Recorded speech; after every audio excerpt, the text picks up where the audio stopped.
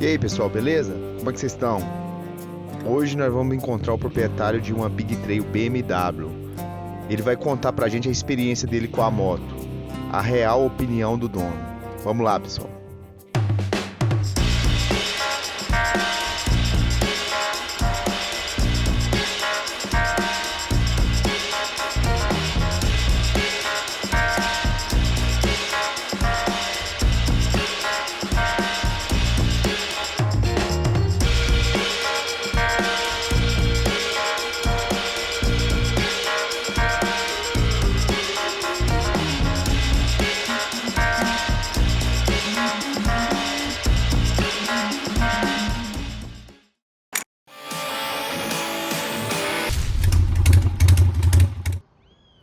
Olá pessoal, meu nome é Moacir, nós estamos aqui hoje em Goiânia, capital de Goiás. Vou apresentar para vocês a opinião do proprietário. Sou proprietário dessa BMW F800 GS 1313, já tem quase 5 anos que eu estou com essa moto, então mais 80 mil quilômetros rodados.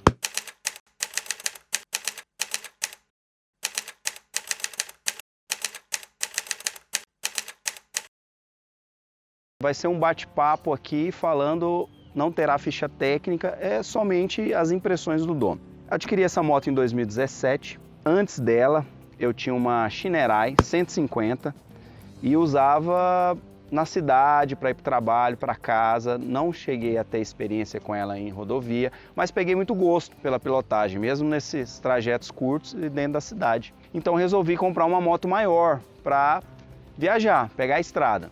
Fiquei na dúvida entre a Tenere 250, que é uma moto menor, mais leve, e recomendaram que seria mais seguro eu saltar de uma 150 para uma 250.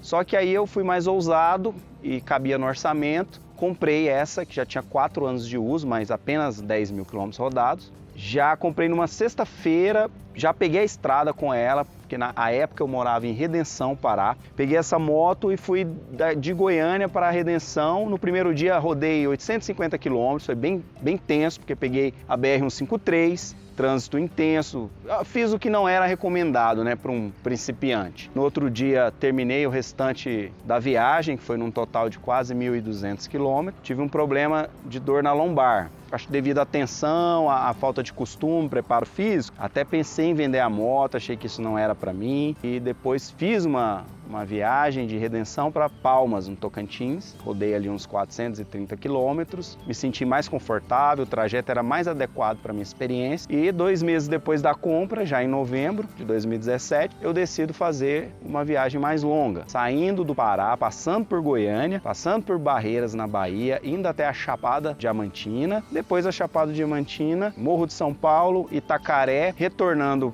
por Minas Gerais, passando por Goiânia novamente e finalizando aí uma viagem de 7 mil quilômetros já em Redenção. Não teve nenhuma intercorrência nessa viagem, foi uma viagem tranquila, o que me deixou mais confortável para fazer mais viagens. Cheguei a fazer já o Nordeste todo, saindo de Redenção, Pará também, passando por Goiânia e finalizando lá em Redenção, que deu aí seus mais de 8 mil quilômetros. Passei por todas as capitais do Nordeste, pelo litoral todo. Cheguei a entrar lá na Foz do Rio São Francisco, fazer o interior alagoano, depois voltando pelo interior sergipano, e a moto se comportou muito bem. Ganhando mais experiência e pegando mais gosto por viagem, eu vou e decido fazer Argentina e Uruguai. Entrando na Argentina por Foz do Iguaçu, desci até Buenos Aires, de Buenos Aires entro para o Uruguai, vou até Colônia Sacramento, depois disso para a capital, Montevidéu, Punta del Diablo, depois antes de Punta del Diablo, Punta del Este, entro pelo Chuí, passo por Gramado, Torres, no Rio Grande do Sul, vou subindo, fui até a meca dos motociclistas, que é a Serra do Rio do Rastro. Vale muito a pena, foi uma moto que se comportou muito bem lá, apesar do tamanho. É uma moto muito boa para fazer curva, ela em baixa rotação, a moto não vai morrer, não vai apagar, pode ficar tranquilo. Então se comportou muito bem nas curvas da Rio do Rastro. Depois da Rio do Rastro,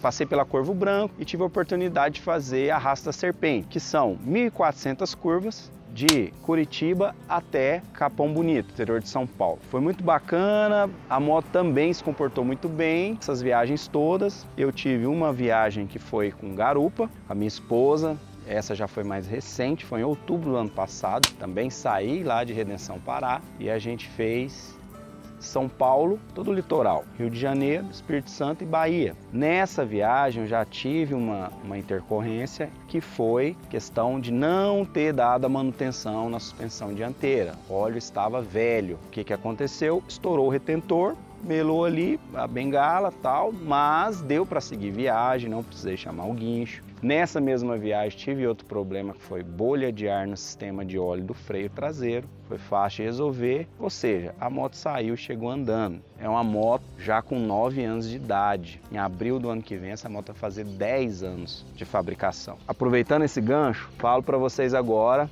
dos problemas crônicos. Por quê?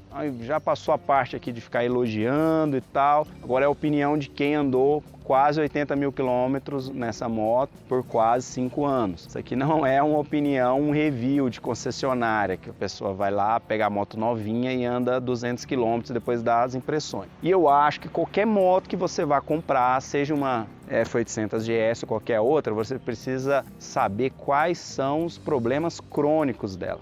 E eu vou dizer para vocês os problemas crônicos que essa moto teve comigo, que eu observei que mesmo o ano e modelo geralmente também dá problema nesses fóruns da vida aí para outras pessoas. Primeira coisa que ela quebrou foi punho de luzes, que eles chamam de punho de luz, comando de seta. Isso aqui é um circuito muito frágil dentro, ele não cabe reparo. Se você lava em lava-jato, com muito produto abrasivo, creio que era isso que o dono anterior fazia, corrói esses circuitos e aí você perde a peça. Mas é uma coisa que não vai te deixar na estrada. À época eu gastei R$ 1.650. Comprei a original, por ser tratado de uma peça sensível, não comprei nada de segunda mão. Funcionou, está aqui até hoje. Toda vez que eu vou no Lava Jato, o pessoal acha ruim, eu chego lá com a minha sacolinha do supermercado, enrolo isso aqui, enrolo esse também, para não entrar produto abrasivo, quando não sou eu que lavo a moto. O segundo problema crônico dessa moto, não acho que da 800 GS, mas principalmente da 2013, é a bomba d'água.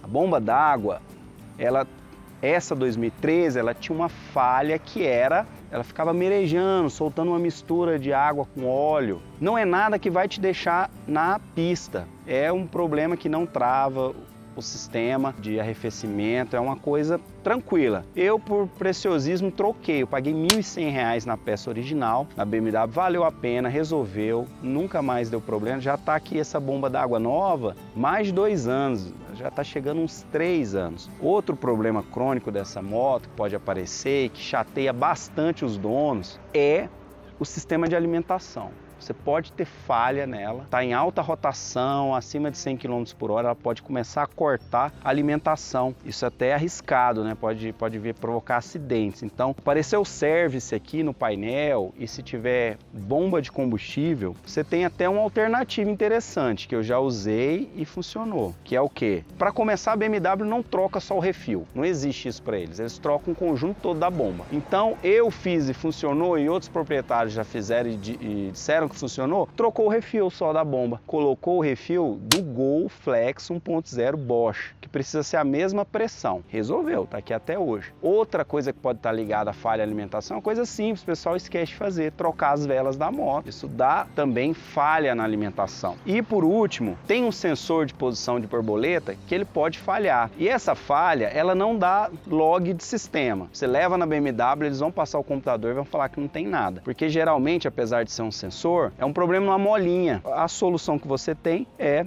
trocar esse sensor, que na BMW vai custar uns R$ 2.200. Outro problema crônico que vai surgir, mas que também não deixa a moto parada, inclusive tem gente que roda com ela com esse problema, é a falha no sensor do ABS e do controle de tração. O que vai acontecer? Vai acender a luz no painel e não vai atuar o sensor ABS nem de controle de tração. Vai virar uma moto raiz, não é uma moto que não tem essa tecnologia. Algumas pessoas chegam a retirar o módulo e deixa sem. Eu quis trocar, mas quando eu fiz o orçamento da BMW, deu R$ 10.000 esse sensor. Aí para uma moto que eu paguei 28 mil à época, não valia a pena. Encontrei uma pessoa que comprava motos de leilão, tirava peças para venda e ele tinha disponível um módulo ABS. E esse módulo eu coloquei com o mecânico da minha confiança, mas precisei levar até a BMW para eles sincronizarem. Eles não tiveram nenhuma resistência. Sincronizou esse sensor ABS, é gerado um ticket pela montadora, que você vai pagar uns R$350.